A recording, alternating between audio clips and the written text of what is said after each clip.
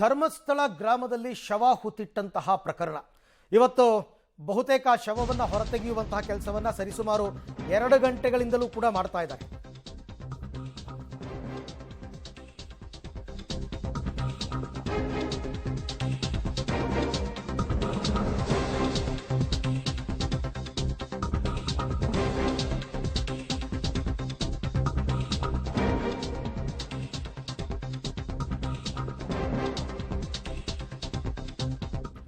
ಶವ ಹುತ್ತಿಟ್ಟ ಜಾಗದಲ್ಲಿ ಅಗೆಯುವ ಕಾರ್ಯ ಇವಾಗ ನಡೀತಾ ಇದೆ.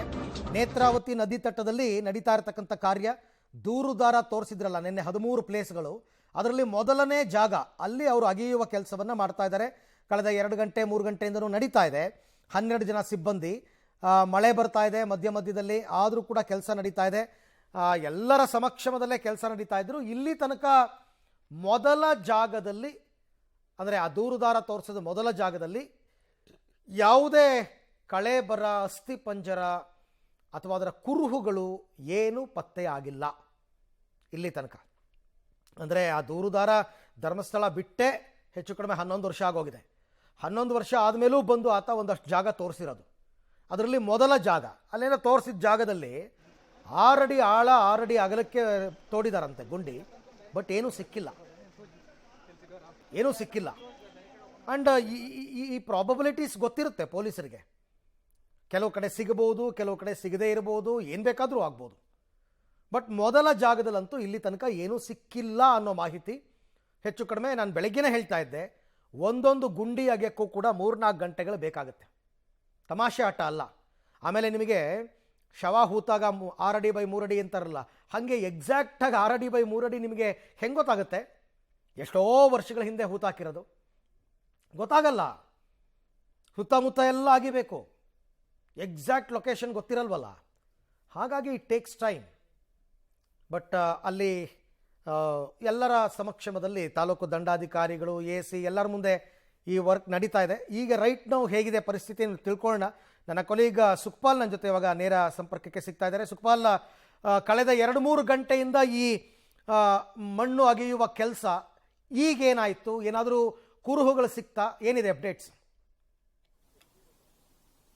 ಅರವಿಂದ್, ಕಳೆದ 3 ಗಂಟೆಯಿಂದ ನಿರಂತರವಾಗಿ ಅಗೆಯುವ ಕೆಲಸ ಈ ನೇತ್ರಾವತಿಯ ನದಿ ತಟದಲ್ಲಿ ಆಗ್ತಾ ಇರುವಂಥದ್ದು. ಆದರೆ ಈವರೆಗೂ ಯಾವುದೇ ರೀತಿಯಾದಂಥ ಕಳೆಬರಗಳು, ಅಸ್ಥಿಪಂಜರಗಳು ಯಾವುದೂ ಪತ್ತೆ ಆಗಿಲ್ಲ. ನಾವು ದೃಶ್ಯದಲ್ಲಿ ಗಮನಿಸಬಹುದು. ಒಂದು ಹಂತದ ಎಲ್ಲ ಕಾರ್ಯಾಚರಣೆ ಆದ ಬಳಿಕ ಕೆಲವೊಂದು ಅಧಿಕಾರಿಗಳು ಮೇಲ್ಭಾಗಕ್ಕೆ ಬಂದಿರುವಂಥದ್ದು, ವೈದ್ಯರು ಮತ್ತೆ ಇನ್ನೊಂದಷ್ಟು ಅಧಿಕಾರಿಗಳು ಮೇಲ್ಭಾಗಕ್ಕೆ ಬಂದಿರುವಂಥದ್ದು. ಜೊತೆಗೆ ಸ್ವತಃ ಈ ಸ್ಥಳಕ್ಕೆ DIG ಅನುಚೇತ್ ಅವರು ಭೇಟಿ ಕೊಟ್ಟಿದ್ದಾರೆ, ಪರಿಶೀಲನೆ ಮಾಡಿದ್ದಾರೆ, ಕೆಲವೊಂದು ಮಾಹಿತಿಗಳನ್ನು ಪಡ್ಕೊಂಡಿದ್ದಾರೆ. ಆದರೆ ಈವರೆಗೂ ಯಾವುದೇ ರೀತಿಯಾದಂಥ ಪತ್ತೆ ಕಾರ್ಯ ಆಗಿಲ್ಲ. ಸದ್ಯ ಸುಮಾರು 4.5 ಅಡಿ ಆಳಕ್ಕೆ ಅಗೆಯಲಾಗಿದೆ. ಅದರ ಜೊತೆಗೆ ಸುಮಾರು ಉದ್ದಕ್ಕೆ 8 ಅಡಿಯಷ್ಟು ಉದ್ದಕ್ಕೆ ಅಗೆಯಲಾಗಿದೆ. ಆದರೆ ಈವರೆಗೂ ಆ ಭಾಗದಲ್ಲಿ ಆತ ತೋರಿಸಿರುವಂಥ ಮೊದಲ ಸ್ಥಳ ಏನಿದೆ, ಆ ಸ್ಥಳದಲ್ಲಿ ಯಾವುದೇ ರೀತಿಯಾದಂಥ ಕಳೆಬರಗಳು ಪತ್ತೆ ಆಗಿಲ್ಲ. ಹಾಗಾಗಿ ಮತ್ತಷ್ಟು ಅಗೆಯುವ ನಿರ್ಧಾರಕ್ಕೆ ಅಧಿಕಾರಿಗಳು ಮುಂದಾಗಿರುವಂಥದ್ದು. ಸ್ವತಃ ತಹಶೀಲ್ದಾರರು ಆಗಿರ್ಬೋದು, AC ಆಗಿರ್ಬೋದು, ಅಥವಾ ಕಂದಾಯ ಇಲಾಖೆ, ಅರಣ್ಯ ಇಲಾಖೆಯ ಅಧಿಕಾರಿಗಳು, ಜೊತೆಗೆ FSL ಫೊರೆನ್ಸಿಕ್ನ ಸಿಬ್ಬಂದಿಗಳು, ಅದರ ಜೊತೆಗೆ ಸ್ಥಳೀಯವಾಗಿರುವಂಥ ಪೊಲೀಸರು, SIT ಅಧಿಕಾರಿಗಳು ಎಲ್ಲರೂ ಇದ್ದಾರೆ. ಈಗ ಸದ್ಯ ಮೇಲ್ಭಾಗಕ್ಕೆ ಬಂದಿರುವಂಥ ಅಧಿಕಾರಿಗಳು ಸಮಾಲೋಚನೆಯನ್ನು ಮಾಡ್ತಾ ಇರುವಂಥದ್ದು. ಅಂದರೆ ಇಷ್ಟು ಗಂಟೆಗಳ ಕಾಲ ಈಗ ಅಗೆಯುವಂಥ ಕೆಲಸ ಆಗಿದೆ. ಆಳವು ಸುಮಾರು 4.5 ಅಡಿಯಷ್ಟು ಆಳಕ್ಕೆ ಹೋಗಲಾಗಿದೆ. ಆತ ತೋರಿಸಿರುವಂಥ ಸುಮಾರು ಆ ಸ್ಥಳದಲ್ಲಿ ಸುಮಾರು 8 ಅಡಿಯಷ್ಟು ಅಗಲಕ್ಕೂ ಅಗೆಯಲಾಗಿದೆ. ಆದರೆ ಯಾವುದೇ ರೀತಿಯಾದಂಥ ಪತ್ತೆ ಆಗದಂಥ ಹಿನ್ನೆಲೆಯಲ್ಲಿ ಇನ್ನು ಮುಂದೆ ಇನ್ನೊಂದಷ್ಟು ಅಗೆಯುವಂಥ ಕೆಲಸ ಮಾಡಬೇಕು ಅನ್ನುವಂಥ ನಿರ್ಧಾರವನ್ನು ಮಾಡಿದ್ದಾರೆ. ಜೊತೆಗೆ ಈಗ ಮೇಲ್ಭಾಗದಲ್ಲಿರುವಂಥ ಸ್ಥಳ ಏನಿದೆ, ಆ ಸ್ಥಳವನ್ನು ಕ್ಲೀನ್ ಮಾಡುವಂಥ ಕೆಲಸವನ್ನು ಒಂದು ಹಂತದಲ್ಲಿ ಈಗ ಮಾಡಲಾಗಿತ್ತು. ಯಾಕಂತ ಹೇಳಿದ್ರೆ ಈವರೆಗೂ ಯಾವುದೇ ರೀತಿಯಾದಂಥ ಪತ್ತೆ ಆಗದ ಇರುವಂಥ ಹಿನ್ನೆಲೆಯಲ್ಲಿ ಈಗ ಮೇಲ್ಭಾಗದಲ್ಲಿ ಇರ್ಬೋದು ಅನ್ನುವಂಥ ಕಾರಣಕ್ಕಾಗಿ, ಅಂದರೆ ಆತ ಈ ಸ್ಥಳವನ್ನು ಮಾತ್ರ ತೋರಿಸಿರುವಂಥದ್ದು, ಪರ್ಟಿಕ್ಯುಲರ್ ಆಗಿ ಇಷ್ಟು ಸ್ಥಳದಲ್ಲಿ ಹೂತಾಕಿದ್ದೇನೆ ಅಥವಾ ಅದಕ್ಕೊಂದು ಮಾರ್ಕ್ ಮಾಡಿರುವಂಥದ್ದಾಗಲಿ ಅಥವಾ ಒಂದು ಸಮಾಧಿಯ ಥರ ಏನಾದರೂ ಇರುವಂಥದ್ದು, ಅದು ಯಾವುದು ಇರದೇ ಇರುವಂಥ ಹಿನ್ನೆಲೆಯಲ್ಲಿ ಆತ ತೋರಿಸಿರುವಂಥ ಜಾಗದ ಸುತ್ತಮುತ್ತ ಎಲ್ಲ ಕಡೆಗಳಲ್ಲಿ ಅಗೆಯುವಂಥ ಅಗತ್ಯತೆ ಇರುತ್ತೆ.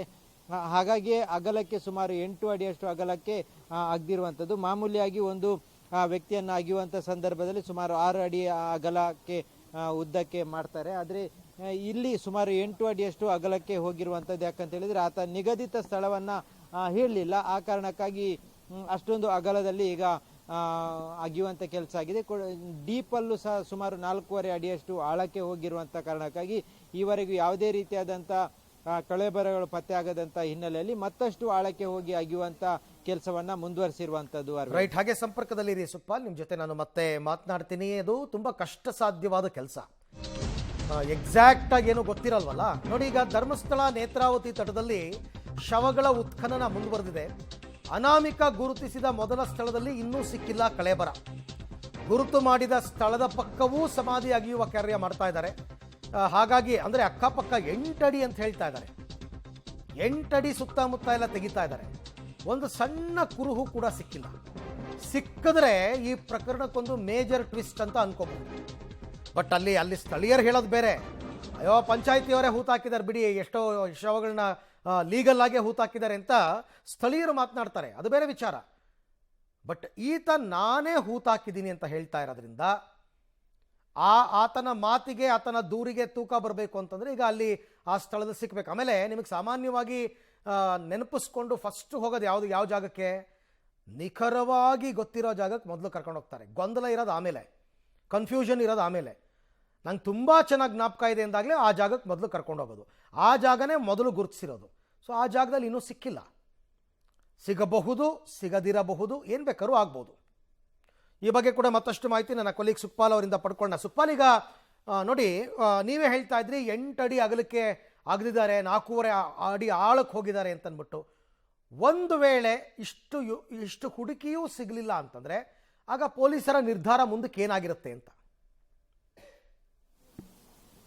ಈಗ ಸದ್ಯಕ್ಕೆ ಆತ ಮೊದಲ ಸ್ಥಳ ಎಲ್ಲಿ ತೋರಿಸಿದ್ದಾನೆ, ಈ ನೇತ್ರಾವತಿಯ ನದಿಯ ಸ್ನಾನಘಟ್ಟದ ತಟದಲ್ಲೇ ಅದು ತೋರಿಸಿರುವಂಥದ್ದು. ಹಾಗಾಗಿ ಅಲ್ಲಿ ನಿನ್ನೆ ಗುರುತು ಮಾಡಿದರೆ ಇವತ್ತು ಅದನ್ನು ಅಗಿಯುವಂಥ ಕೆಲಸ ಮಾಡಿದ್ದಾರೆ. ಮೊದಲಿಗೆ ಆತ ನಿಗದಿತವಾಗಿ ಇಷ್ಟೇ ಪ್ಲೇಸಲ್ಲಿ ಹೂತಾಕಿದ್ದೇನೆ ಅನ್ನುವಂಥದ್ದನ್ನು ಹೇಳಿಲ್ಲ. ಆ ಕಾರಣಕ್ಕಾಗಿ 8 ಅಡಿ ಅಗಲಕ್ಕೂ ಅಗ್ದಿರುವಂಥದ್ದು. ಆ ಸಂದರ್ಭದಲ್ಲಿ ಯಾವುದೇ ರೀತಿಯಾದಂಥ ಪತ್ತೆ ಆಗಿಲ್ಲ. ಜೊತೆಗೆ ಆಳವು ಅಷ್ಟೇ 8 ಅಡಿ ಅಗಲದಷ್ಟೇ ಆಳಕ್ಕೆ 4.5 ಅಡಿಯಷ್ಟು ಈಗ ಆಳಕ್ಕೆ ಹೋಗಿದ್ದಾರೆ. ಆದರೆ ಯಾವುದೇ ರೀತಿಯಾದಂಥ ಕುರುಹುಗಳು ಪತ್ತೆ ಆಗಿಲ್ಲ. ಹಾಗಾಗಿ ಇನ್ನೊಂದಷ್ಟು ಅಡಿ ಹೋಗಬೇಕು ಅನ್ನುವಂಥ ನಿರ್ಧಾರವನ್ನು SIT ಅಧಿಕಾರಿಗಳು ಮಾಡಿರುವಂಥದ್ದು. ಆ ಹಿನ್ನೆಲೆಯಲ್ಲಿ ಮತ್ತಷ್ಟು ಅಗಿಯುವ ಕೆಲಸಗಳು ಆಗ್ತಾ ಇದೆ. ಆದರೆ ಇದರಲ್ಲಿ ಏನಾದರೂ ಸಿಗದೇ ಇದ್ರೆ ಮತ್ತೆ 2ನೇ ಸ್ಥಳ ಏನು ತೋರಿಸಿದರೆ ಅಲ್ಲಿಗೂ ಹೋಗಬೇಕಾಗುತ್ತೆ. ಆ ಪ್ರಕ್ರಿಯೆಯನ್ನು ಮತ್ತೆ ಮುಂದುವರಿಸ್ತಾರೆ. ಈಗ ಸಿಗದೇ ಇರುವಂಥ ಈ ಸ್ಥಳದಲ್ಲಿ ಏನಾದರೂ ಸಿಗದೇ ಇದ್ರೆ 2ನೇ ಸ್ಥಳ ಇದೆ, ಮತ್ತೆ 3ನೇ ಸ್ಥಳ ಇದೆ. ಈ ರೀತಿಯಾಗಿ ಆತ 13 ಸ್ಥಳಗಳನ್ನು ಏನು ಗುರುತಿಸಿದ್ದಾನೆ ಆ ಸ್ಥಳಕ್ಕೆ ಖಂಡಿತವಾಗಿಯೂ ಹೋಗಬೇಕಾಗುತ್ತೆ. ಅಲ್ಲಿ ಎಲ್ಲದರಲ್ಲೂ ಇದೇ ರೀತಿಯಾಗಿ ಉತ್ಖನನ ಮಾಡುವಂಥ ಕೆಲಸವನ್ನ ಅಧಿಕಾರಿಗಳು ಮಾಡಬೇಕಾಗುತ್ತೆ. ಒಂದು ವೇಳೆ ಎಲ್ಲ ಇದರಲ್ಲೂ ಸಿಗದೇ ಇದ್ರೆ ಈ ಪ್ರಕರಣ ಬೇರೆ ತಿರುವನ್ನು ಪಡ್ಕೊಳ್ಳುತ್ತದೆ. ಆದರೆ ಈಗ ಮೊದಲ ಹಂತದಲ್ಲಿ ತೆಗೆದಿರುವಂಥ ಈ ಸ್ಥಳದಲ್ಲಿ ಸಿಕ್ಕರೆ ಅಥವಾ 2ನೇ ಸ್ಥಳದಲ್ಲಿ ಏನಾದರೂ ಸಿಕ್ಕರೆ ಅದು ಒಂದು ತಿರುವನ್ನು ಪಡ್ಕೊಳ್ಳುತ್ತದೆ. ಮೊದಲಿಗೆ ಈಗ ಇಷ್ಟೊತ್ತುಗಳ ಕಾಲ ಸುಮಾರು 3 ಗಂಟೆಗಳ ಕಾಲ ನಿರಂತರವಾಗಿ ಅಗ್ದಿರುವಂಥದ್ದು, ಇಷ್ಟೊಂದು ದೊಡ್ಡ ಸ್ಥಳದಲ್ಲಿ ಅಗ್ದಿದ್ರು ಯಾವುದೇ ರೀತಿಯಾದಂಥ ಕುರುಹುಗಳು ಪತ್ತೆ ಆಗದೇ ಇರುವಂಥ ಹಿನ್ನೆಲೆಯಲ್ಲಿ ಮುಂದಿನ ನಡೆ ಏನು ಅನ್ನುವಂಥದ್ದು ಕುತೂಹಲ ಇರುವಂಥದ್ದು. ಅಧಿಕಾರಿಗಳು ಈಗ ಇದನ್ನೇ ಇನ್ನಷ್ಟು ಆಳಕ್ಕೆ ಹೋಗಬೇಕು ಅನ್ನುವಂಥ ನಿರ್ಧಾರ ಮಾಡಿದರೆ. ಜೊತೆಗೆ ಆ ಸ್ಥಳದಲ್ಲಿ ಸಿಗದೇ ಇರುವಂಥ ಹಿನ್ನೆಲೆಯಲ್ಲಿ ಅದರ ಅಕ್ಕಪಕ್ಕ ಇರುವಂಥ ಗಿಡಗಂಟೆಗಳನ್ನು ಕ್ಲೀನ್ ಮಾಡುವಂಥ ಕೆಲಸ ಮಾಡಿದ್ದಾರೆ. ಅಲ್ಲೂ ಅಗಿಯುವಂಥ ಸಾಧ್ಯತೆ ಇರುವಂಥದ್ದು. ಅರವಿಂದ್, ಥ್ಯಾಂಕ್ ಯು ಸುಕ್ಪಾಲ್, ತಮ್ಮೆಲ್ಲ ಮಾಹಿತಿಗಾಗಿ ಧನ್ಯವಾದ. ನೋಡಿ, ನಿರಂತರವಾದ ಕಾರ್ಯ ಆಗ್ತಾ ಇದೆ. 12 ಗಂಟೆಗೆಲ್ಲ 11:11ವರೆಗೆ ಶುರು ಮಾಡಿದ್ರು. ಹಾಗೆ ನೋಡೋಕೆ ಹೋದರೆ ಇಲ್ಲಿ ತನಕ ಆಗದಿದ್ದಾರೆ, ಏನೂ ಸಿಕ್ಕಿಲ್ಲ ಅಂತಂದರೆ ತೀರ್ಮಾನಗಳನ್ನು SIT ಅವರು ತಗೋಬೇಕಾಗತ್ತೆ. ಅಲ್ಲಿರ್ತಕ್ಕಂಥ ಅನುಚೇತ ಅವರಾಗಲಿ ಮತ್ತೊಬ್ಬರಾಗಲಿ, ಆಯಿತು ಇಲ್ಲಿ ಸಿಗಲಿಲ್ಲ ಅಂದರೆ 2ನೇ ಪ್ಲೇಸ್ ಇದೆಯಲ್ಲ, ಒಟ್ಟು 13 ಪ್ಲೇಸು ನೆನ್ನೆ ಗುರುತು ಮಾಡಿರೋದು. 13 ಪ್ಲೇಸ್ನಲ್ಲಿ ಒಂದಲ್ಲ ಒಂದು ಕಡೆ ಸಿಗುತ್ತೆ ಅಂತಕ್ಕಂಥದ್ದು. ಆಮೇಲೆ ಒಂದು ಜಾಗದಲ್ಲಿ ಸಿಗಲಿಲ್ಲ ಅಂದ ತಕ್ಷಣ ನೀನು ಸುಳ್ಳು ಹೇಳ್ತಾ ಇದೆಯಾ ಅಂತ ಹೇಳೋಕ್ಕೂ ಬರಲ್ಲ. ನಾನು ಪದೇ ಹೇಳ್ತಾ ಇದ್ದೀನಿ, ಎಷ್ಟೋ ವರ್ಷಗಳ ನಂತರ ಆಗಿರೋ ಘಟನೆ ಇದು. ಹಾಗಾಗಿ ಮಿಸ್ ಆಗಿರಬಹುದು.